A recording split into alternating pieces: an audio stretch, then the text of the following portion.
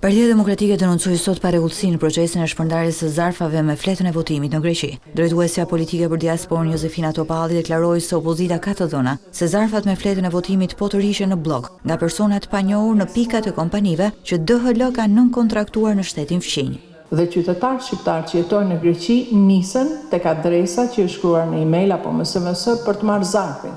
Dhe gjëja më e pabesueshme është se ato nuk e gjejnë me zarfin. I thonë që zarfi i tyre nuk është shtu, pavarësisht se ato nuk e kanë marrë. Dhe me probabilitet të madh dikush tjetër ka shkuar për të marrë zarfin e tyre. Topalli ka denoncuar me emra persona të cilat sipas saj po mbledhin zarfat me fletën e votimit në favor të Partisë Socialiste. Për shembull, një ish kryetari i komunës Çarçovës që tash është në Bashkinë e Përmetit, informacioni që vjen tek ne është sepse i japin një shumë financiare dhe pastaj ja plotson vetë shqiptarëve që jetojnë aty fletën e votimit. Velim Mehmeti nëse nuk ka bëj e ka emrin. Partia Demokratike i bëri apel SPAK-ut veprojë ndaj të gjithë atyre që po cënojnë të drejtën e qytetarëve në Greqi për të votuar.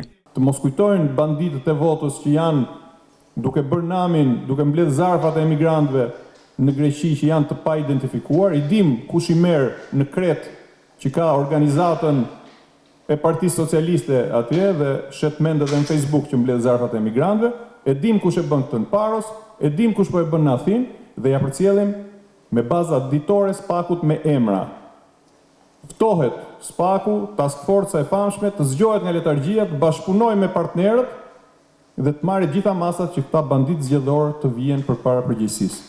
Pavarësisht këtyre problemeve, Partia Demokratike u ka bërë apel qytetarëve që në këto ditë të fundit para zgjedhjeve të votojnë për të vendosur për të ardhmen e tyre e familjeve të tyre. Sipas kontratës firmosur mes Komisionit Qendror të Zgjedhjeve dhe kompanisë DHL, posjeri duhet shkonte në shtëpinë e çdo votuesi 3 herë për t'ia dorëzuar personalisht qytetarit zarfin me fletën e votimit, e më pas të shkonte të merrte sërish zarfin me fletën e plotësuar. Por kjo nuk ka funksionuar kryesisht në Greqi, e qytetarëve ju është bërë thirrje të shkojnë të tërheqin fletën e votimit pranë pikave postare. Në Greqi janë dërguar në total 68.000 zarfe me fletën e votimit dhe vetëm 23.000 qytetarë kanë votuar e zarfi i tyre ka mbritur në KQZ. Në mënyrë që fleta e votimit të mbrijë në kohë, emigrantët në Greqi kanë kohë deri të premten për të votuar, ndërkohë që ata që banojnë në ishujt e Greqisë për shkak të distancës kanë edhe 24 orë kohë për të shprehur vullnetin e tyre me votë.